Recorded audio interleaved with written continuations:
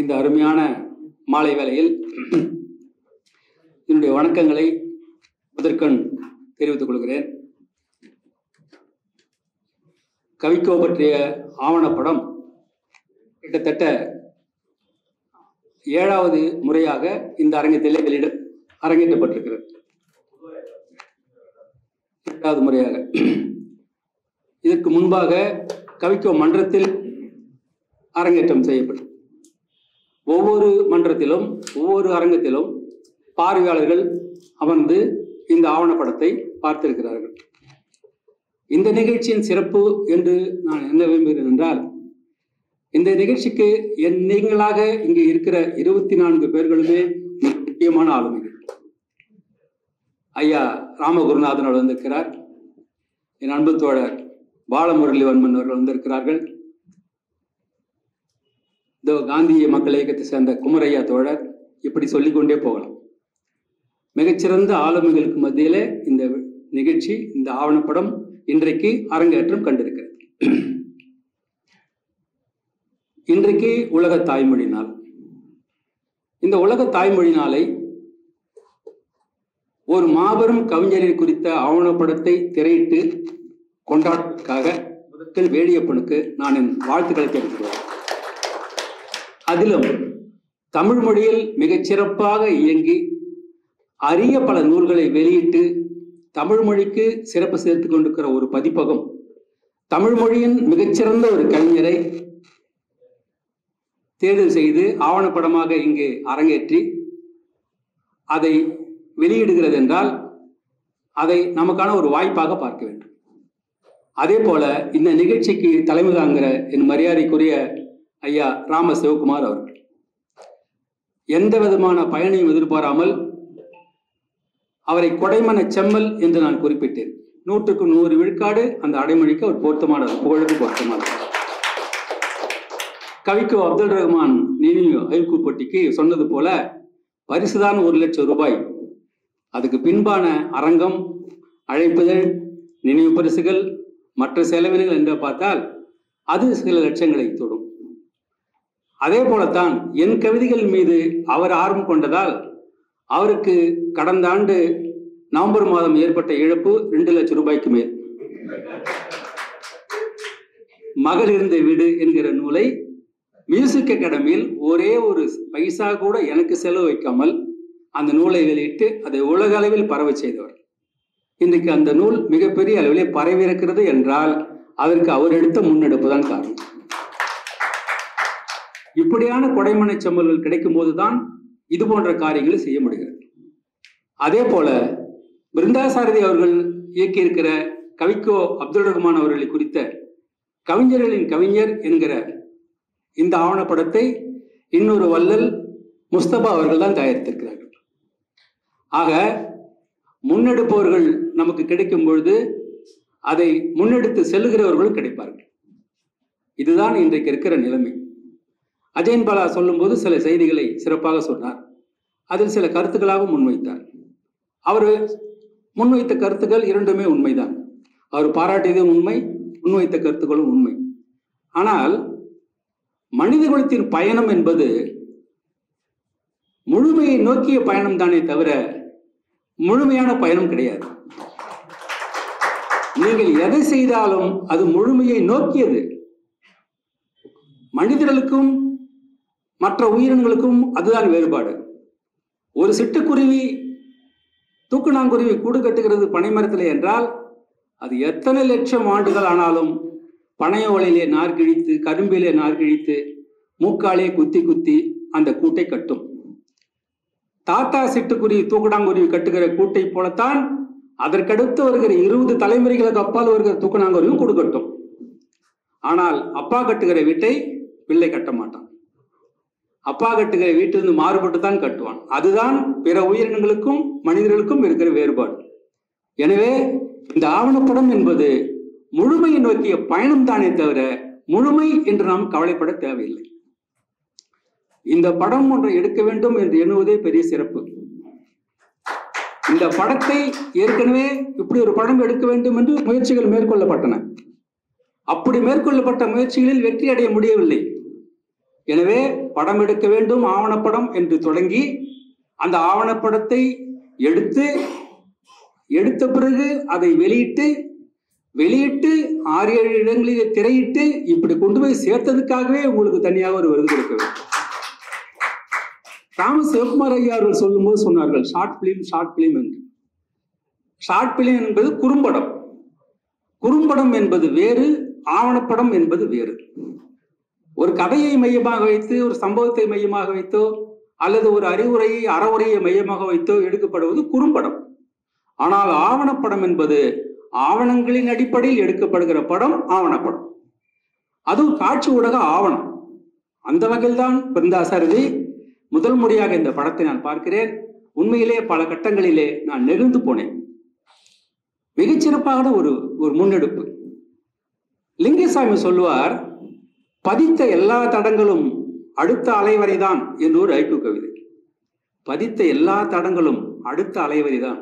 என்னை உலுக்கடித்த கவிதைகளில் இந்த கவிதை ஒன்று. இந்த ஆவணப்படத்தை பார்க்கிறேன். ஒரு அலை வந்து திரும்பி போன பிறகு ஒரு தடம் தெரிகிறது. அந்த கவிதைக்கு அழகான ஒரு அலை வந்து கடலை தழுவிட்டு, கரையை தழுவிட்டு பின்னோக்கி செல்லும் போது பார்த்தால் கவிக்கோவுடைய தடம் அங்கே இருக்கிறது. மிக அழகான ஒரு காட்சி. எத்தனை பேரிடம் நீங்கள் பேட்டி எடுத்திருக்கிறீர்கள் என்று பிருந்தாசாரதியில் கேட்டேன். 35 பேரிடம் அவர் பேட்டி எடுத்திருக்கிறார். என்னையும் பல முறை முயற்சி செய்தார். என் சூழல், என் பயணம், என் அலைச்சல், என் உளைச்சல் என்று அதில் நான் பங்கேற்க இயலவில்லை. இது போன்ற கோரிக்கைகளை என்னால் நிறைவேற்ற முடியாத போகிற போதெல்லாம் மனம் எனக்கு வலிக்கும். தமிழ் தேசியம் ஏன் எதற்கு என்கிற நூலை அருமை தோழர் பாலமுரளிவர்மன் தொகுத்திருக்கிறார். அற்புதமான நூல். அந்த நூலிலே ஒரு கட்டுரை என்னை கேட்டு என்னால் எழுத முடியாது. கிட்டத்தட்ட என்னுடன் 3 மாதம் பேசாமல் இருந்தேன். அது குறித்த விரிவான ஒரு பதிவையும் எனக்கு அனுப்பினார். யாரோ அனுப்பிவிட்டார்கள், நீங்கள் அனுப்பவில்லை, ஏன் அனுப்பவில்லை? அது உண்மைதான். என் இயலாமையும் உண்மை, உங்கள் கவலையும் உண்மை. அந்த வகையிலே பார்த்தால் 35 பேரை தேடி போயிருப்பது, எடுத்திருப்பது என்பது சாதாரண செய்தியே கிடையாது. இந்த 35 பேரை ஒருங்கிணைத்து, இந்த 35 பேரை நோக்கி பயணம் செய்து, இந்த 35 பேரையும் பதிவு செய்து, அதை சரியான இடங்களில் நறுக்கி, இதில் ஒரு சிறப்பு என்னவென்றால் ஒரு எழுப்புகிற கேள்விக்கு இன்னொரு விடை அளிக்கிறார். அழகான பிணைப்பு. நிஜ வாழ்க்கையில் அவர்கள் 2 பேரும் அந்த அளவுக்கு நட்பாக இருக்கிறார்களா அது நமக்கு தெரியாது. ஆனால் ஒரு எழுப்புகிற கேள்விக்கு இன்னொருவர் அழகாக விடையளிக்கிறார். 35 பேர் அதுல பங்காற்றி இருக்கிறார்கள். இதுதான் காலத்தின் தேவைதான் கண்டுபிடிப்புகளின் தாய். இது போன்ற ஆவணப்படங்கள் ஏராளமாக வர வேண்டும். இங்கே தமிழ்ச்சூழலில் ஐயா ராமகுருநாதன் அவருக்கு தெரியும். தமிழ்ச்சூழலில் என்ன நடக்கிறது என்றால் எவ்வளவோ இருக்கிறது, எவ்வளவோ பேர் இருக்கிறார்கள், எத்தனையோ ஆளுமைகள் இருக்கிறார்கள். அவர்களை எடுத்து சொல்வதற்குத்தான் ஆட்கள் இல்லை. நமது தமிழ் சமூகத்தில் 50 பேச்சாளர்கள் இருப்பதாக நாம் வைத்துக் கொள்வோம். மிகச்சிறந்த பேச்சாளர்கள் என்று பட்டியலிடுங்கள். 50 பேர். இந்த 50 பேரிடத்தும் தலா 500 தகவல்கள் இருக்கும். இந்த தலா 500 தகவல்கள் ஒவ்வொருடும் இருக்கும். இந்த தகவல்களை கொண்டே அவர்கள் தங்களது வாழ்நாளை கழித்து விடுகிறார்கள். அல்லது அவ்வப்போது கொஞ்சம் புதிய தரவுகளை சேர்த்து தங்களை மேம்படுத்திக் கொள்கிறார்கள். பொதுவான தகவல்கள், பொதுவான பேச்சாளர்கள், பொதுவான பொதுமக்கள், இப்படியாகத்தான் நமது அறிவுலகம் இயங்கிக் கொண்டிருக்கிறது. இங்கே துறை சார்ந்த பேச்சாளர்கள், துறை சார்ந்த பொழிவாளர்கள் என்று இல்லை. அப்படி இருந்தால் அவர்கள் மிக மிக மிக குறைவாக இருக்கிறார்கள். துறை சார்ந்த பேச்சாளர் என்றால் அரசியலிலே நீங்கள் வஉசி எடுத்துக் கொள்ளுங்கள், அஞ்சலி அம்மாள் எடுத்துக் கொள்ளுங்கள், பிற விடுதலை போராட்ட வீரர்கள் எடுத்துக் கொள்ளுங்கள். நீங்கள் பட்டியலிட்டால், குறைந்த அளவு பட்டியலிட்டால் கூட வரலாற்றில் 100 பேர் தேர்வார்கள். இந்த 100 பேரை குறித்து நீங்கள் பேச வேண்டாம். இதில் உள்ள 50 பேரை குறித்து 1 மணி நேரம் பேசுவதற்கான பேச்சாளர்கள் நம்மிடையே இருக்கிறார்களா என்றால் இல்லை. கல்வியை எடுத்துக்கொண்டால் ஒரு 100 பேர் தேர்வார்கள். இந்த 100 பேரிலே 50 பேரை விட்டு விடுங்கள். 50 பேரை குறித்து பேசுவதற்கு நம்மிடம் 50 பேச்சாளர் இருக்கிறார்களா? இல்லை. சேவைத்துறை எடுத்துக்கொள்ளுங்கள். எவ்வளவோ பேர் சேவை செய்கிறார்கள். அந்த மாதிரி சேவைத்துறை எடுத்துக்கொண்டால் 100 பேர் தேர்வார்கள். பாதி பேரை விட்டு விடுவோம். மீதி 50 பேர் சேவையாளர்கள். அவர்களை குறித்து மட்டும்தான் பேச வேண்டும் என்றால் பேசுவதற்கு ஆள் இல்லை. அவரை குறித்து ஒரு வரி, இவரை குறித்து ஒரு வரி, இவரை குறித்து சில செய்திகள், அவரை குறித்து சில செய்திகளாக போய்விடும். இந்த இளைய தலைமுறை பிள்ளைகளுக்கு, பள்ளிக்கூடத்து பிள்ளைகளுக்கு, அதுவும் குறிப்பாக கல்லூரி பிள்ளைகளுக்கெல்லாம் இது போன்ற செய்திகளை எடுத்து சொல்லும் போதுதான் அவர்கள் புத்தகத்துக்குள் போவார்கள், அவர்களை தேடி பிடிப்பார்கள். ஆனால் அப்படி எடுத்து சொல்ல ஆள் இல்லை. ஒரு பள்ளி பிள்ளை சில செய்திகளை தேட வேண்டும் என்றால் அவன் தேடி தேடி தேடி அலைய வேண்டியிருக்கிறது. உடனே சொல்வார்கள், நீங்கள் உடனே இணையத்திலே போய் தேடிக்கொள்ளலாம் என்று. அல்ல, அது ஒரு பக்கம். ஆனால் அவனுக்கு புகட்ட வேண்டியது அச்சு ஆவண புத்தகம் தான். அச்சு ஆவணம்தான் அவனை முழுமையானதாக மாற்றும். நம்மிடம் அச்சு ஆவணங்கள் இருக்கின்றன, ஏராளமான புத்தகங்கள் இருக்கின்றன. உண்மையிலேயே எழுத்தாளர்கள் மிகச்சிறந்த முறையிலே தங்கள் கடமை செய்திருக்கிறார்கள். நீங்கள் யாரை குறித்து வேண்டுமானாலும் இங்கே நூல் இருக்கிறது. எப்படிப்பட்ட ஆளுமையை குறித்தும் நம்மிடம் தமிழில் நூல்கள் இருக்கின்றன. ஆனால் அந்த நூல்களை படித்து எடுத்து சொல்வதற்கான உரையாளர்கள் நம்மிடையே குறைவாக இருக்கிறார்கள், அல்லது அதை படித்தவர்கள் எடுத்து சொல்ல தெரியாதவர்களாக இருக்கிறார்கள். இது ஒரு பெரிய தேக்கம் நமக்கு. அந்த கட்டத்தில் தான், இப்படி ஒரு சூழ்நிலையில் தான் பிருந்தா சாரதியின் கவிக்கோ அப்துல் ரஹ்மான் அவர்கள் குறித்த ஆவணப்படத்தை நாம் பார்க்கிறோம். இது புதியதாக இருக்கிற தலைமுறைக்கு, இதை ஒரு குழந்தைய வந்திருக்கிறான் தேவதர்சன் என்று இந்த ஆவணப்படத்தை அவன் பார்த்தான். இங்க என்ன நடக்கிறது என்றே அவனுக்கு தெரியாது. ஆனால் அவன் மூளையில் ஏதோ ஒன்று விழுந்து ஓடிக்கொண்டிருக்கும். என்றைக்காவது ஒரு நாள் அவன் கவிக்கோவை பார்ப்பான், அவன் படத்தை பார்ப்பான். யாராவது சொல்லுவார்கள், நான் இந்த இடத்துக்கு போயிருக்கிறேன் என்று அவன் சொல்லுவான். அப்படியானால் மக்களுக்கு இது போன்ற ஆளுமைகளை கட்டுரைகள் வாயிலாக, சொற்பொழிவுகளின் வாயிலாக, ஆவணப்படங்களின் வாயிலாக திரும்ப திரும்ப திரும்ப எடுத்து சொல்ல வேண்டும். ஒரு அறிஞன் சொன்னான், அவருடைய பெயர் எனக்கு மறந்து விட்டது, மறந்து கொண்டே இருப்பது மக்களின் இயல்பு, சொல்லிக்கொண்டே இருக்க வேண்டியது அறிஞனின் கடமை என்று சொல்லியிருக்கார். நாம் திரும்ப திரும்ப திரும்ப திரும்ப எடுத்து சொல்லிக்கொண்டே இருக்க வேண்டியிருக்கு. அப்படி சொல்லும் போதுதான் அவர்களை பற்றி செய்திகள் மக்களுக்கு போய் சேரும். 1951ஆம் ஆண்டு உலக தாய்மொழி நாள் கொண்டாடுகிறோம். இன்றைக்கு உலக தாய்மொழி நாள்.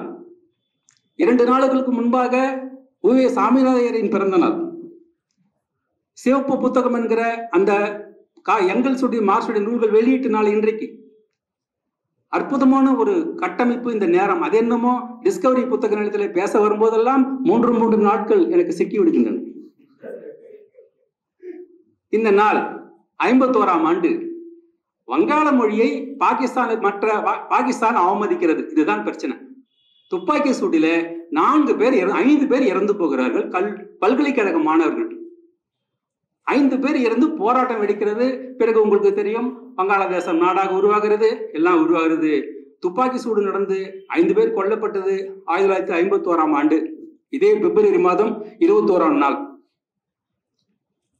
சலாம் டாக்காவில் நடந்த துப்பாக்கி சூடு. சலாம்னு ஒருத்தர், பர்கட்னு ஒரு மாணவன், ரஃபீக்னு ஒரு மாணவன், ஜஃபார்னு ஒருத்தர், ஷபியூர்னு ஒருத்தர், 5 மாணவர்கள் சுட்டுக் கொல்லப்படுகிறார்கள். இது நடந்தது பிப்ரவரி மாதம் 21ஆம் தேதி 1951ஆம் ஆண்டு. அதற்கு பிறகு காலகோட்டத்தில் 1999ஆம் ஆண்டு ஐக்கிய நாடுகள் சபை உலக தாய்மொழி தினத்தை அறிவிக்கிறது. 99ஆம் ஆண்டு. இப்போது இன்றைக்கு 26வது ஆண்டு உலக தாய்மொழி நாளை நாம் கடைபிடித்து கொண்டாடி கொண்டிருக்கிறோம். தாய்மொழி நாள் என்று ஐக்கிய நாடுகள் சபையால் அறிவிக்கப்பட்டு விட்ட பிறகு நமது மொழியை பாதுகாக்க வேண்டிய கட்டாயமும் தேவையும் உரிமையும் நமக்கு மறைமுகமாக வழங்கப்பட்டு விட்டது. அதான் தாய்மொழி நாள். 1956ஆம் ஆண்டு மொழி வழி மாநிலங்கள் பிரிக்கப்பட்ட போது நவம்பர் மாதம் 1 தேதி இந்த மண்ணை பாதுகாத்துக் கொள்ளுங்கள் என்று நமக்கு அறிவுறுத்தப்பட்டு விட்டது. நம் மொழி வழி அமைந்த மண்ணை பாதுகாக்க வேண்டும். இந்த மொழியை பாதுகாத்தால் இந்த மொழியை பேசுகிற மக்கள் ஒரு திரளாக இருப்பார்கள். இந்த மொழியை பேசுகிற மக்கள் வாழ்கிற நிலம் அங்கேயே இருக்கும். அந்த மொழி போய்விட்டால் அவர்களின் நிலம் போய்விடும். மொழி இருக்கிற வரைக்கும் அந்த மொழியை பேசுகிற இனம் இருக்கும். இனம் இருக்கிற வரைக்கும் அந்த இனம் வாழ்கிற நிலம் இருக்கும். இதுதான் சின்ன சூத்திரம். மொழியை பேசுகிற இனம் இருக்கும். அந்த இனம் இருக்கிற வரைக்கும் தான் அந்த மொழி பேசுகிற நிலம் இருக்கும். நமது நிலம் அப்படித்தான் வரையறுத்து கூட குறைய நமக்கு தேவிகளும் எடுத்துக்கொண்டார்கள், பீர்மேடு எடுத்துக்கொண்டார்கள், அங்கே திருப்பதி போய்விட்டு எல்லாம் ஒரு குறையும் கவலையும் இருந்தாலும் கூட ஏதோ ஒன்று வரையறை செய்து நமக்கு வழங்கப்பட்டு விட்டது. இதை காப்பாற்றுவதற்கு என்ன முயற்சி எடுக்கப்பட்டிருக்கிறது என்பதுதான் இந்த உலக தாய்மொழி நாளிலே நாம் கேட்க வேண்டிய, நாம் எழுப்ப வேண்டிய ஒரு மிகப்பெரிய கேள்வியாக இருக்கு. இன்றைக்கு உலக அளவிலே கிட்டத்தட்ட 7000 மொழிகள் பயன்பாட்டிலே இருக்கின்றன. இந்த 7000 மொழியிலே உயர்தனி செம்மொழிகள் என்று செம்மொழிகள் என்று அறிவிக்கப்பட்ட 8 மொழிகள். இதிலேயே உயர்தனி செம்மொழி என்று பெயர் கொண்டது, சிறப்பு கொண்டது தமிழ் மொழி. இது இருக்கட்டும். இந்த 7000 மொழிகளில் 13 மொழிகளைத்தான் 10 கோடிக்கும் மேற்பட்ட மக்கள் பேசுகிறார்கள். 10 கோடிக்கும் மேற்பட்ட மக்கள் உலக அளவிலே 13 மொழிகளைத்தான் பேசுகிறார்கள். இந்தி பேசுகிறார்கள் 10 கோடிக்கு மேற்பட்டவர்கள், ஆங்கிலம் பேசுகிறார்கள் 10 கோடிக்கு மேற்பட்டவர்கள், பிரெஞ்சு பேசுகிறார்கள் 10 கோடிக்கு மேற்பட்டவர்கள், ஜெர்மன் பேசுகிறார்கள் 10 கோடிக்கு மேற்பட்டவர்கள், ரஷ்யன் பேசுகிறார்கள் 10 கோடிக்கு மேற்பட்டவர்கள். இப்படியாக மொழி கணக்கிட்டால் 13 மொழிகள் தான் 10 கோடிக்கு மேற்பட்ட மக்களால் பேசப்படுகிற மொழி. அதுல ஒரு மொழி 10 கோடிக்கு மேற்பட்ட மக்கள் பேசுகிற மொழி தமிழ் மொழி. 10 கோடிக்கு மக்கள் பேசுகிற மொழி தமிழ் மொழி. ஆனால் பாருங்கள், 10 கோடி மக்கள் பேசினாலும் கூட ஜெர்மன் நாட்டிலே ஜெர்மனுக்கு இருக்கிற மரியாதை, பிரெஞ்சு நாட்டிலே பிரெஞ்சுக்கு இருக்கிற மரியாதை, ரஷ்ய நாட்டிலே ரஷ்யன் மொழிக்கு இருக்கிற மரியாதை, அது ஏன் ஆங்கிலத்திலே இங்கிலாந்திலே ஆங்கிலத்துக்கு இருக்கிற மரியாதை, சீன நாட்டிலே சீனத்துக்கு இருக்கிற மரியாதை, அவ்வளவு ஏன் இந்தியாவிலே இந்திக்கு இருக்கிற மரியாதை அதே 10 கோடி பேர் பேசுகிற தமிழ்நாட்டில் தமிழுக்கு இல்லை. ஏனென்றால் ஒரு பெரிய இனத்தின் மொழி ஒரு மாநில மொழியாக இங்கே சுருக்கப்பட்டு விட்டது. ரீஜனல் லாங்குவேஜ் என்று போய்விட்டது. அண்டையிலே இருக்கிற பெயர் பலகைகள் கர்நாடகாவில எந்த அளவுக்கு ஆங்கிலத்திலே எழுதியிருக்கிறார்களோ அதே அளவுக்கு கன்னடத்தில் எழுதியிருக்கிறார். ஆங்கிலத்தில் 10 ஃபாண்ட் அப்படின்னு போடுறோம்னா கன்னடத்தில் 10 ஃபாண்ட், வெளிச்சத்தை அதே அழகு. இங்கே ஆங்கில பெயர் பலகைகள் எல்லாம் எல்லா இடத்திலும் மின்னுகின்றன. பெரும் பொருட்செலவில் ஒரு கடை தன் பெயரை சொல்வதற்கு எக்கச்சக்கமான மின்சாரத்தை செலவழிக்கிறது, தன் பெயரை சொல்வதற்கு, ஆங்கிலத்திலே சொல்வதற்கு. ஆனால் அதே கடை ஒரு தகர பலகையிலே சாதாரண இடத்திலே தமிழிலே அதன் பெயரை சொல்லுகிறது. இந்த வேறுபாடு ஏன் வந்தது? எங்கே இந்த இடர்பாடு நடந்தது? ஏன் மக்கள் தன்னுடைய மொழி பயன்பாட்டிலே கிடைத்த மொழியை பேசுகிறார்கள்? புதிதாக ஒரு சொல் கிடைத்து விட்டால் உடனடியாக அதை பேச தொடங்கி விடுகிறார்கள். ஒயிட் ரைஸ் என்கிறார்கள். நாம் சோறு என்றால் நம்மளை முறைத்து பார்க்கிறார்கள். மயிறு என்றால் அவர்கள் திட்டுகிறார்கள், கெட்ட வார்த்தை என்று. ஆனால் அது நல்ல வார்த்தை என்று நாம் சொல்ல வேண்டியிருக்கிறது. நல்ல தமிழ் சொற்களை எல்லாம் கெட்ட வார்த்தைகளாக மாற்றுகிற போக்கு இங்கே ஏன் வந்தது? யார் அதை தொடங்கியது? சோறு என்கிற தமிழ்ச்சொல் ஏன் கசக்கிறது? மயிறு என்கிற தமிழ்ச்சொல் ஏன் இங்கே கசக்கிறது? கேசம் என்றால் ஏன் இனிக்கிறது? நமஸ்காரம் என்றால் ஏன் இனிக்கிறது? வணக்கம் என்றால் ஏன் அப்படி இல்லை? நீங்கள் அப்படி பார்த்தால் பிற மொழி பேசினால் அது சிறப்பு, தமிழ் சொன்னால் அது இழிவு என்கிற மனப்பான்மை இங்கே வளர்ந்திருக்கிறது. மயிர் நீப்பின் உயிர் வாழா கவரிமான் என்கிறோம், மயிரில் உயிர் தைப்பினான் என்று சொல்லுகிறோம், மயிர் கூச்சரியும் என்று சொல்லுகிறோம், எல்லாம் வருகிறது. ஆனால் மயிறு என்றால் அது கெட்ட வார்த்தை. எங்கே அது கெட்ட வார்த்தையாக மாறியது? ஏன் பக்கம் முழுக்க ஆங்கிலத்தில் தமிழ் எழுதி கொண்டு போய் கடைசியில் மட்டும் பிடிஓ என்று எழுதுகிறார்கள்? இன்று வரைக்கும் எனக்கு விளங்கவில்லை. இவ்வளவு நேரம் தமிழ் தானே படித்துக் கொண்டு வந்தீர்கள், அங்கே எதற்கு உங்களுக்கு பிடிஓ தேவைப்படுகிறது? ஹலோ ஹவ் ஆர் யூ என்றுதான் உரையாடல் தொடங்குகிறது. சரி, தொடர்ந்து ஆங்கிலத்திலே பேசுகிறாயா? இல்லை, தமிழ் பேசுகிறார்கள். அதில் ஆங்கிலம் கலந்து பேசுகிறார். சரி, போகும்போதாவது நான் போய் வருகிறேன் வணக்கம் இருக்கிறா? இல்லை. சரி, see you, bye bye. அப்போ ஒரு மொழி, ஒரு உரையாடலை ஆரம்பித்து வைப்பதற்கு தமிழர்களுக்கு இன்னொரு மொழி தேவைப்படுகிறது. ஒரு உரையாடலை முடிப்பதற்கும் வேறொரு மொழி தேவைப்படுகிறது. உண்மையிலேயே இங்கே தமிழ் என்பது கிராம மக்களாலும் நமது சிற்றூர்புறத்து மக்களாலும் பாமர மக்களால் தான் பாதுகாக்கப்பட்டு இந்நேரம் வரைக்கும் நம்மிடம் வழங்கப்படுகிறது. பல ஆதீனங்களும் நூலகங்களும் பாதுகாத்து வைத்திருக்கிற நூலை கொண்டு நாம் தமிழை தற்காத்து கொண்டோம். இப்போது ஒரு காலகட்டத்தில் இந்த இளைய தலைமுறை இந்த கணிப்பொறியின் வாயிலாக உண்மையிலேயே ஒரு எழுச்சி வந்திருக்கிறது. தேடி தேடி தமிழை படிக்கிறார்கள். எனக்கு நம்பிக்கை இருக்கிறது, உங்களுக்கும் அந்த நம்பிக்கை இருக்கும். இனிமேல் நாம் மொழியை தவறவிட்ட குற்றத்துக்கு ஆளாக மாட்டோம். நாம் அடுத்த தலைமுறைக்கு மொழியை கொண்டு போக முடியுமோ முடியாதோ என்கிற கவலை இனி ஒரு தேவையற்ற கவலை தான். கண்டிப்பாக அடுத்த தலைமுறைக்கு நாம் மொழியை கொண்டு போக முடியும். ஆக நாம் எதெல்லாம் தமிழ் என்று நினைக்கிறோமோ அதெல்லாம் தமிழாக இல்லாமல் இருக்கிறது. ஒரு வடமொழி சொல் தமிழ் அல்ல, நாம் அதை பயன்படுத்ததால் வேறு மொழியை பயன்படுத்திக் கொண்டிருக்கிறோம். எல்லாவற்றுக்கும் தமிழ்.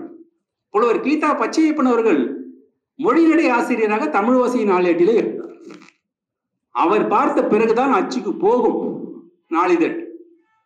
அவர் எல்லாவற்றையும் சுழித்து கொடுத்து விடுவார். அச்சுக்கு போக வேண்டும், காலையில நாளிதழ் கடைகளுக்கு கிடைக்கணும், அது எல்லாம் கிடையாது. இதெல்லாம் சரி பண்ணணும். அப்போ ஒவ்வொன்றுக்கும் தமிழ். அப்படித்தான் மக்கள் தொலைக்காட்சியில அண்மை செய்திகள் என்ற செய்தி வந்தது. ஆஜரானார் என்பதை நேர் நின்றார் என்று கீதாப்பா எழுதினார். கைது செய்யப்பட்டார் என்பதை தலைப்படுத்தப்பட்டார் என்று எழுதினார்கள். தண்டம் விதிக்கப்பட்டது என்று எழுதினார்கள். இதெல்லாம் பழக பழக மிக இனிமையாக இருக்கிறது. ஆக நாம் நமது சொற்களை பயன்படுத்தினால்தான் வாழும். இங்கு எந்த ஊரிலும் நம் சொற்களை பயன்படுத்த முடியவில்லை. உண்மையிலேயே இந்த தாய்மொழி நாளில் அரசாங்கம் ஏதாவது ஒரு முடிவை எடுத்து வெளியிடும் என்று நான் எதிர்பார்த்தேன். கல்வியில் இல்லை, அரசு பள்ளிகள் தான் தமிழ் என்றாகிவிட்டது, வழக்காடு மொழியாக இல்லை, அதே போல நீதிமன்ற மொழியாக மட்டும் நம்ம வணங்குகிற மொழியாக ஆலய மொழியாக இல்லை. ஏதாவது ஒன்றிலாவது குறைந்தபட்சம் நாம் மிக மிக மிக இழிவான முறையிலே சொல்லிக் கொண்டிருக்கிறோமே நமது ஊர்களின் பெயர்கள். இந்த ஊர்களின் பெயரையாவது காப்பாற்றுவதற்கு ஒரு உறுதியான திடமான பின்பற்றத்தக்க ஒரு நடவடிக்கை அரசு எடுக்கும் என்று நான் எதிர்பார்த்தேன். எல்லோரும் சொல்லிக் கொண்டுதான் இருக்கிறார்கள். ஊரும் பேரும் ஐயா எழுதினாரு, ராபி சேதிப்பள்ளி. அதே மாதிரி கடலூர் ஒரு புலவர் ராசவேலனார் நினைக்கிறேன், அவரும் எழுதினார். தெளிவாக இருக்கிறது. நீ காரண பெயரை தவறு விட்டு எதையே சொல்லிக் கொண்டிருப்பதால் உனக்கு என்ன பயன்? இதுக்கு என்ன பொருள் என்று இந்த பையன் நாளைக்கு கேட்டால் அவனுக்கு நாம் என்ன விடை சொல்வது? மயிலார்க்கும் ஊர் தான் மயிலாப்பூர் ஆனது என்று தெரிந்தால் தானே மயிலார்க்கும் ஊர் என்று போட முடியும். அது ஒரு காரணம் இருக்கிறது என்றால் தமிழ் சொல், அது தமிழின் ஊர், தமிழர்கள் வாழ்ந்த ஊர் என்பதற்கான அடையாளமே அவற்றுக்கு சூட்டப்பட்ட பெயர்கள் தான். இந்த மண்ணுக்கு இடங்களுக்கு சூட்டப்பட்ட பெயர்கள், கோயிலுக்கு ஆலயங்களுக்கு சூட்டப்பட்ட பெயர்கள், மனிதர்களுக்கு சூட்டப்பட்ட பெயர்கள், எல்லாவற்றுக்கும் தமிழ் தான் அடையாளமாக இருக்கிறது. அந்த பெயரை காப்பாற்றினால்தான், சொற்களை காப்பாற்றினால்தான், அந்த ஊரின் பெயர்களை நாம் புரிந்து கொண்டால்தான், தெரிந்து கொண்டால்தான் நமக்கு அடுத்த தலைமுறைக்கு அது போய் சேரும். எனக்கு என்ன கவலை என்றால், இதற்கு என்ன காரணம் என்று தெரியாமலே நாம் பயன்படுத்தி கொண்டிருக்கிறோம். தண்டையார்பேட்டை என்று ஏன் இருக்கிறது என்று தெரியாமலே நாம் அந்த பெயரை பயன்படுத்துகிறோம். அப்புறம் தான் தெரிகிறது அது தொண்டியிலிருந்து வந்தவர், தொண்டியார் என்று அழைக்கப்பட்டு அவர் பெயராலான பேட்டை என்று அப்புறம் தெரிகிறது. சையத் முகமது கான் என்பவர் இருந்தார், அவர் பெயரால் அழைக்கப்பட்ட பேட்டை தான் சைதாப்பேட்டை என்று சைதை என்றானதாக சொல்லுகிறார்கள். ஒவ்வொரு ஊருக்கும் வெற்றிலை குன்று என்கிற அழகான அந்த ஊர் தான் வெற்றிலை குன்றாக இருந்தது. அப்படியே வத்தல குண்டாச்சு, வத்தல குண்டு பத்தல குண்டாச்சு. இப்ப பத்தல குண்டு என்று போட்டால்தான் நம்மை மதிக்கிறான். வங்கியிலே எழுதி கொடுத்தால் பத்தல குண்டு என்று இருக்க வேண்டும். அப்போதான் நீங்க போடுகிற தொகை உங்கள் கணக்கிலே சேரும். நீங்க உண்மையான பெயரை வெற்றிலை குன்று எழுதினால் திருப்பி கொடுத்து விடுவார்கள். அப்படியானால் அந்த ஊரில் காரண பெயர், நமக்கு சூட்டிய பெயர் இருந்து என்ன, இல்லாமல் போய் என்ன? குறைந்தபட்சம் அரசாங்கம் உங்களது ஊர் பெயரை பயன்படுத்தணும். சரி, அரசாங்கம் தான் பயன்படுத்தவில்லை, இலக்கிய அமைப்புகளை நடத்துகிறார்கள். அவர்களாவது அவர்களுடைய இலக்கிய அமைப்பு நடத்துகிற நிகழ்ச்சிகளிலே அவர்களின் ஊரை, உண்மையான ஊர் பெயரை பயன்படுத்தலாம் அல்லவா? சரி, அப்படி போட்டால் யாருக்கும் தெரியாது என்றால் நீங்கள் இந்த பக்கம் குடியேற்றம் என்று போட்டுவிட்டு பக்கத்திலே பிராக்கெட்ல வேணும் அடைப்பு குறிக்கல வேணும்னாக்கா குடியாத்தம் போடுங்க. சோழையார்பேட்டை என்று போட்டு விட்டு அடைப்பு குறிக்கல ஜோலார்பேட் போட்டுக் கொள்ளுங்களேன். உங்கள் யார் என்று வேண்டாம் என்று சொன்னது? தங்களது ஊர் பெயரை, நமது ஊர் பெயரை, இந்த மண்ணின் ஊர் பெயரை, நமது முன்னோர்கள் சூட்டிய பெயரை, நமது முன்னோர்கள் சூட்டிய பெயரை, காரண பெயரை, அழகழகான காரண பெயரை, பொழில் ஆட்சி என்பது எவ்வளவு நன்றாக இருக்கிறது. பொழில் ஆட்சி பிறகுதான் தெரிகிறது பொள்ளாட்சி ஆகிவிட்டது. அழகு விளையாடுகிற ஆட்சி செய்கிற இடம் என்று சொல்கிறார்கள். அப்படியானால் ஒரு காரணத்துக்காக நமது முன்னோர்கள் அந்த பெயரை சூட்டி இருக்கிறார்கள். அந்த பெயரை நாம் பயன்படுத்த வேண்டும். இப்படி பயன்படுத்துவது என்பது தமிழை காப்பாற்றுவது மட்டுமல்ல, அந்த மொழியை காப்பாற்றுவது மட்டுமல்ல, அந்த இடத்தை காப்பாற்றுவதும் அர்த்தம். இதுக்கு கூட அரசுகள், கடந்த 50 ஆண்டு அரசுகள், உண்மையை சொல்கிறேன், எந்த நடவடிக்கையும் எடுக்கவில்லை. கேரளாவிலே மாநிலத்தில் பல ஊர் பெயர்களை அப்படி மாற்றிக்கொண்டார், அழகழகாக மாற்றிக்கொண்டார்கள். அவர்கள் அது எப்படி உச்சரிப்பார்களோ அப்படிதான் மாற்றிக்கொண்டார்கள். இங்கே அது இல்லை. எனவே கண்ணுக்கு எதிரே இது நடக்கிறது. நாம் ஏதோ தாய்மொழினால் இது போன்ற ஒரு சூழல், மொழி உணர்வு எல்லாமே, அந்த மொழி உணர்வு நமக்கு இருக்கிறது, போராடி கொண்டிருக்கிறோம். ஆனால் இந்த மொழியை நமக்கு காப்பாற்றி கொடுத்தவர்கள் சிற்றூர் பொறுத்த மக்கள் தான். ஒரு 6 மாத காலம் மேற்கு தொடர்ச்சி மலையில நான் பத்திரிகையாளனாக செய்திகளை சேகரித்து மலைவாழ் பழங்குடி மக்களுடைய பகுதிகளில் எல்லோருமே தமிழ் பேசக்கூடிய மலைவாழ் பழங்குடி மக்கள் தான். அங்கே இருக்கிற மலைப்பகுதிகளுக்கு அழகழகான தமிழ் பெயர்கள், பூம்பாறை, பல பேர், கரட்டியூர் அம்மன் படுகை, இது மேற்கு தொடர்ச்சி மலையில பொள்ளாச்சி பக்கத்தில் இருக்கு. உதரியாறு, கரட்டியூர் அம்மன் படுகை என்றெல்லாம் அழகழகான பெயர்கள். தேர், அவர்கள் சொல்லுகிறார்கள், ஒரு மலை சிகரத்தை தேர் என்று சொல்லுகிறார்கள், தடத்தை வழியை தடம் என்று சொல்லுகிறார்கள். இங்கே நாம் சொன்னால் தூய இலக்கியவாதி, அவர்கள் தடம் என்று சொல்லுகிறார்கள். மொழி மக்களிடம் இருக்கிறது. பச்சையப்பன், பேராசிரியர் பச்சையப்பன் விழாவிலே பேசினார், மக்கள் பேசுவதே இங்கு மொழி கவிதையாக இருக்கிறது. இந்த மொழியில் கவிதை எழுதி நிற்பது என்பது சாதாரண செய்தி அல்ல. மலை எறிகிற மாதிரி மனசு எரியுதுன்னு சொல்றான் போற போக்குல. எங்க ஆயா சொல்லுவாங்க, நானே கூழ்ல விழுந்த ஈ மாதிரி இருக்கிறேன், என்கிட்ட வந்து கேட்டுட்டு எங்க ஆயா. கூழ்ல விழுந்த ஈ உள்ளேயும் போக முடியாது, கரையேறவும் முடியாது, அது கூழ் ஒட்டி கொள்ளும், உயிர் இருக்கும். அப்படி இருக்கிற நானே என்கிட்ட வந்து உதவி கேட்கிறான் என்று எங்காயா சொல்ல இருப்பார். நீ இருக்கிற போஷிக்கடா திருட வந்தன்னா உன் ஊடு இருக்கிற போஷிக்கு நீ முழிச்சிக்கினியா அப்படின்னு எங்க ஆயா. இதுக்கு எனக்கு பொருளே தெரியாது. பிறகுதான் தெரிந்தது, ஒரு ஏழை எதுவுமே இல்லாமல் அவன் வீட்டிலே படுத்திருக்கிறான், அவன் வீட்டிலே இன்னொரு திருட போகிறான். அந்த வீட்டுக்கு சொந்தக்காரனும் திருட போனவன் தெரிந்தவர்கள்.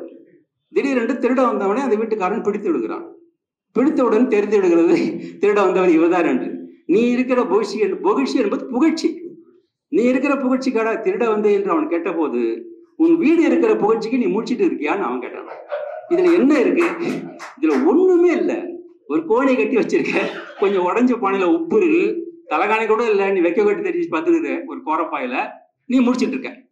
எது காவலை காத்திருக்க நீ? எவ்வளவு யதார்த்தம்! இப்படித்தான் பேசுகிறார்கள் மக்கள். இப்படி கொட்டி கிடக்கிறதான் பார்த்துப்போ. அந்த மலைவாழ் மக்கள் சொல்லுவாங்க, பார்த்து போங்க, ஆனைப்பூனை இருக்கு போகுது, ஆனைப்பூனை இருக்கு போகுது. அப்புறம் கேட்டேன், ஆனை இருக்குது சரி, பூனை என்ன இருக்கு? இங்கேயும் பூனை எதுக்கு இந்த காட்டுக்குள்ள இருக்கு? பூனை என்று நான் சொல்வது புலியை, அது பூனை இனம். புலி வந்து பூனை இனம். ஆனை பூனை போற போக்குல தடத்துல இருக்குது, பார்த்துப்போங்கன்றாங்க. மக்கள் அப்படித்தான் காப்பாற்றி, இந்த கல்வியறி இல்லாதவர்கள் காப்பாற்றி மொழியை நம்மிடம் கொடுத்திருக்கிறார்கள். இந்த மொழியிலால் எந்த பயனும் அடையாதவர்கள் துப்பாக்கி குண்டுபட்டு தீ வைத்து கொண்டு கொளுத்தி தன்னைத்தானே உயிரை மாய்த்து கொண்டு இந்த மொழியை காப்பாற்றி நம்மிடம் கொடுத்திருக்கிறார்கள். காலந்தோறும் இந்த மொழியை யாரோ காப்பாற்றி காப்பாற்றி நம்மிடம் கொடுத்திருக்கிறார்கள், கொடுத்து கொண்டிருக்கிறார்கள். நாம் அதை எப்படி காப்பாற்ற போகிறோம் என்கிற கேள்வி இங்கே இருக்கிறது. இது போன்ற சூழ்நிலையில் தான் நாம் நமது பொறுப்புகளை உணர வேண்டியவர்களாக இருக்கிறோம். இங்கே இருக்கிற, நான் தமிழ்ச்சான்றோர் பேரவையை பணியாற்ற போது நான் அங்க இருந்த எல்லோருடையும் சொன்னேன், குறைந்தபட்சம் இத்தனை அமைப்புகள் இருக்கிறீர்கள், 500 அமைப்புகள். நான் இருக்கும்போது 500 அமைப்புகள், தமிழ்நாடு முழுக்க தமிழ் அமைப்புகள். ஒவ்வொருவரும் ஒரு கடமை எடுத்துக்கொண்டு, நீங்கள் ஊர் பெயர் பெருத்த அமைப்பை நீங்க பரப்புரை செய்யுங்கள், நீங்க நீதிமன்றத்தில் தமிழ் குறித்து பரப்புரை செய்யலாம், நீங்க ஆலயங்களில் தமிழ் குறித்து பரப்புரை செய்யலாம். இப்படி தனித்தனியாக எடுத்துக்கொண்டு பரப்புரை செய்தால் கூட அந்த செய்தி போய் சேரும் என்று சொன்னேன். ஆனா அப்படி நடக்கவில்லை. 1000 விளக்கில பகுதியில கடலூர் தேவநாதன் என்கிற ஒரு தோழர் ஒரு அமைப்பு நடத்தினார், இழகர பணிமன்றம். அந்த அமைப்பின் பெயரே இழகர பணிமன்றம். வாழ்நாளை அதற்காக தியாகம் செய்து கொண்டார். கடைசி வரைக்கும் அவர் இறந்தே போனார். பார்ப்பதற்கு இன்னும் இழகரும் அந்த ழாவுக்கு ஒரு அமைப்பு தேவையா? தேவை. தமிழுக்கு இழகரம் தான் அழகு, அதை தவறாக உச்சரிக்கிறார்கள், ழா வரவில்லை என்று அவர் துண்டறிக்கை 1000 கணக்கில் அச்சிட்டுக் கொள்வார். எல்லா கூட்டங்களுக்கும் போய் அதை கொடுப்பார்.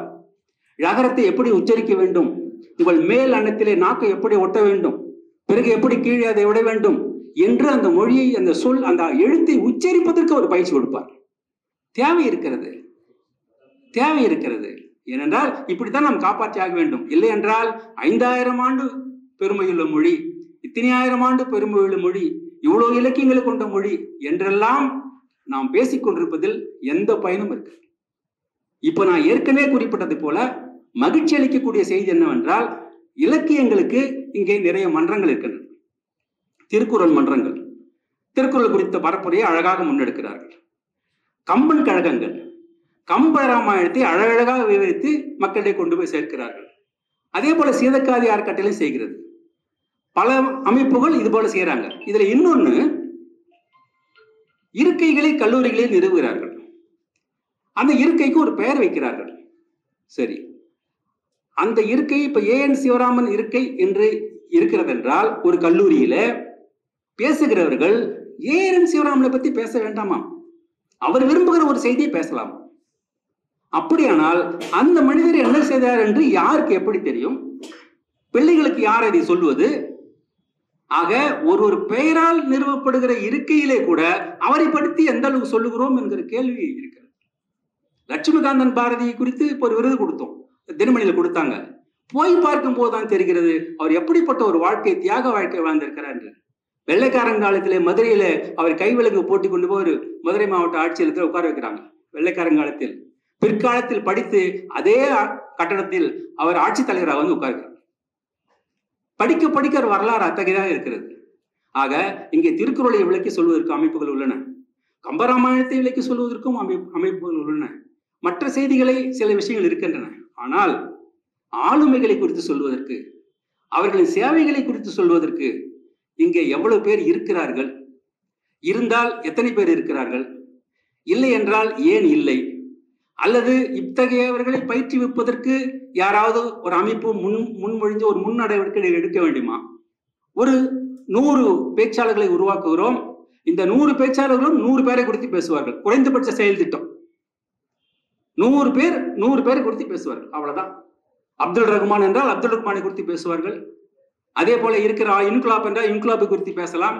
எத்தனையோ அறிஞர்கள் அவர்களை பற்றி தகவல்களை, தரவுகளை திரட்டிக் கொண்டு மனப்பாடமா வைத்திருந்து நின்று 1 மணி நேரம் நினைவு சொற்பொழிவு, 500 தமிழக ஆளுமைகளை பற்றிய நினைவு சொற்பொழிவை 500 தமிழ் அறிஞர்கள் நிகழ்த்துவார்கள்.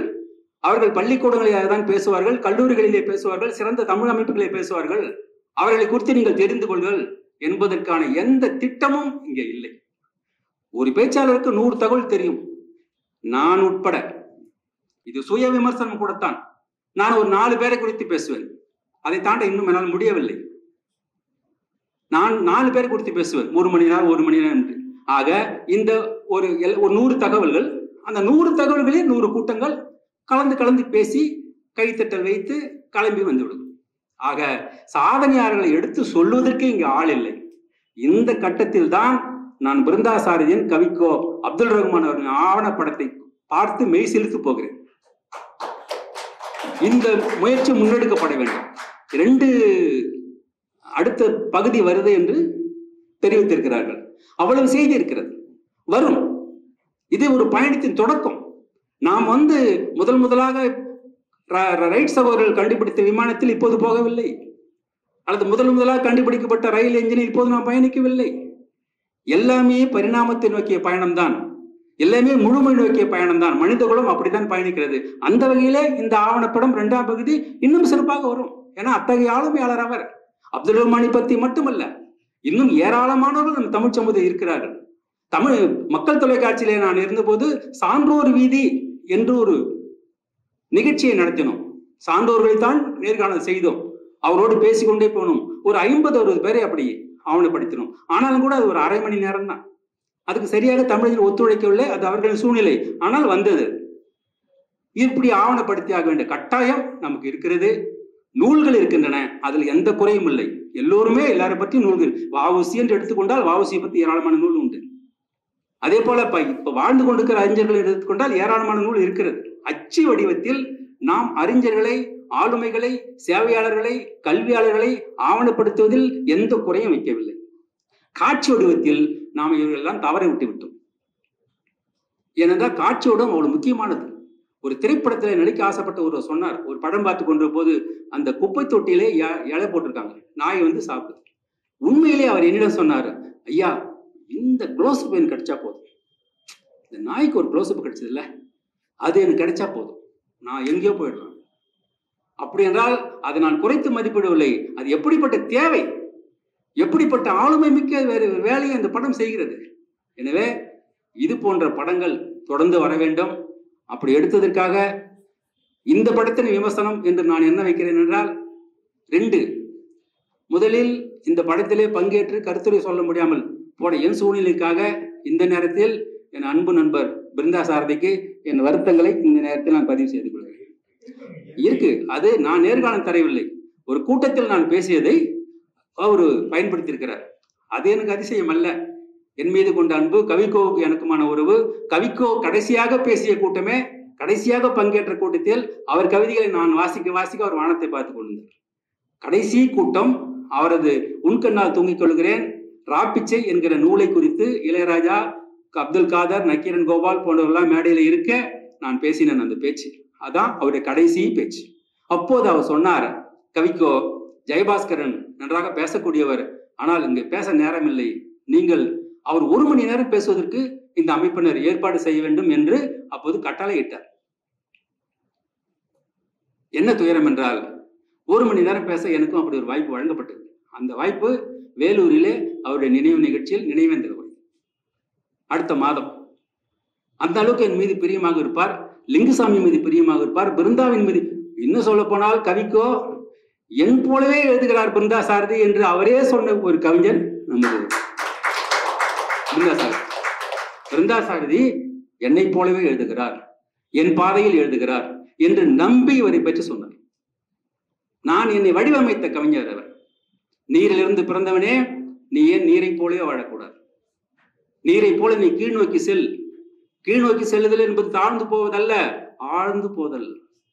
ஆழம்தான் முத்துக்களை கர்ப்பம் தரிக்கிறது. கீழே தாழ்ந்து போகிற நீர் தான் ஆவியாகி எல்லாவற்றையோட மேலே செல்கிறது. இந்த உலகத்தில் நீரை விட மேலே செல்வது எது?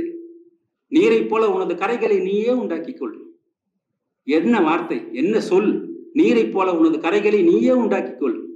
நீரை போல எல்லாவற்றின் மீதும் எழுதுகிறவனாக நீ இரு.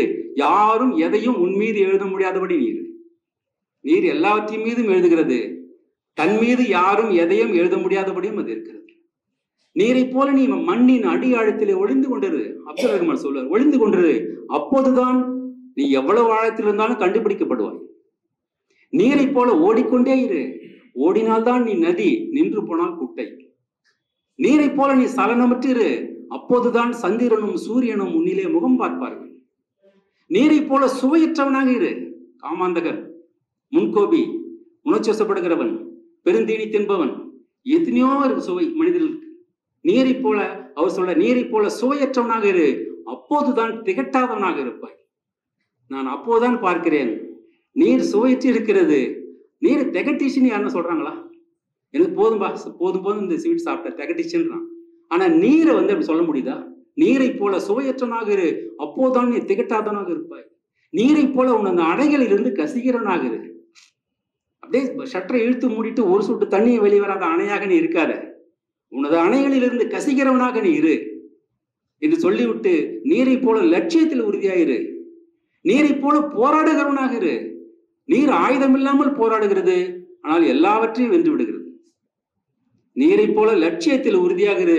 அது எங்கே சுற்றினாலும் கடலிலே சென்று கலப்பதை போல என்று அந்த கவிதை முடியும்.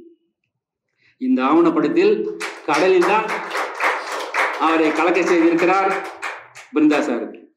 அழகான ஒரு அலை, அடிக்கடி அந்த அலை பேசுகிறது. அழகான ஒரு அலை, அது போன பிறகு 2 கால் தடங்கள். இந்த ஒரு காட்சிக்காகவே இந்த படம், இந்த ஆவணப்படம் மிகச்சிறந்த ஒரு உயரிய இடத்தை பிடிக்கிறது. தரவுகளை இயன்ற வரைக்கும் தெளிவாக திரட்டி கொடுத்திருக்கிறார். அவர் படித்தது, பிறந்தது, பணியாற்றியது, அவருடைய உறவுகள், 35 சமூக உறவுகள் எல்லாவற்றையும் அவருடைய பார்வையை பதிவு செய்திருக்கிறார். அதிகமாக மெனக்கெட்டிருக்கிறார், அதிகமாக உழைத்திருக்கிறார், நினைத்ததை நிறைவேற்றி இருக்கிறார். ஒரு ஆவணப்படம் எடுக்க வேண்டுமெல்லாம் நிறைவேற்றி விட்டீர்கள். அது சாதாரண செய்தி கிடையாது. முதல்ல அது வந்துட்டோம். ஒரு கட்ட படம் எடுக்கிறதுக்கு கதையோட போவாங்க. கதையெல்லாம் இரவு மணக்க பேசுவாங்க. இவங்க கருக்கொடுற கதை வேறவா இருக்கும், விவாதிக்கிற கதை வேறவா இருக்கும், அங்க நடைமுறையில் எடுக்கிற கதை வேறவா இருக்கும். ஏன்னா அங்க போய் அந்த ஊர்ல அது கிடைக்காது. அப்போ நீங்க எல்லாம் வாங்கியாச்சு, வாடகை எடுத்தாச்சு, கேமரா வந்தாச்சு, நடிகர்கள் வந்துட்டாங்க. அப்ப என்ன பண்றது? இதை வச்சு எடுத்துட்டான். இப்படிதான் உருமாறிடும். ஒன்று கருத்துரு இன்னொன்றாக மாறும்போது பல மாற்றங்களை சந்திக்கும். அப்படியெல்லாம் சந்தித்தே இந்த படம் தேறியிருக்கிறது. அந்த வகையிலே உங்களுக்கு உளமார்ந்த வாழ்த்துக்களை தெரிவித்துக் கொள்கிறேன். இரண்டாவது படம் மிகச் சிறப்பாக அமையட்டும். ஆவணப்படம். மீண்டும் மீண்டும் சொல்கிறேன், இது போன்ற ஆவணப்படங்களின் குரல்கள், ஆளுமைகளின் குரல்கள் தமிழ் சமூகத்துக்கு தேவை என்று சொல்லி, இந்த இனிய நாளில், உலக தாய்மொழி நாளில், கவிக்கோ ஆவணப்படம் திரையிட்ட இந்த இனிய தருணத்தில் அனைவருக்கும் என் அன்பையும் வணக்கங்களையும் வாழ்த்துக்களையும் தெரிவித்து, பாவலதேவரி பெருஞ்சித்தனார் சொல்வார், வாழ்நாள் பெரியது வாழ்க்கையோ சிறியது, வீழ்நாள் வரினும் வீழாது உன் நற்செயல், தீதும் நன்றும் தம் தம் செயல்களே என்று சொல்லிவிட்டு கடைசியாக சொல்வார், சூழ்வன மீறி சுடர்வன செய்வாய் என்று சொல்வார். உன்னை சூழ்ந்து எது நடந்தாலும் அதையெல்லாம் மீறி கொண்டு சுடர்விடுகிற செயல்களை நீ செய்வாய் என்று சொல்வார். அப்படியான சுடர்விடுகிற செயலை பிருந்தா சாரதி தொடர்ந்து செய்ய வேண்டும் என்று உளமாற வாழ்த்தி விடைபெறுகிறேன். நன்றி, வணக்கம்.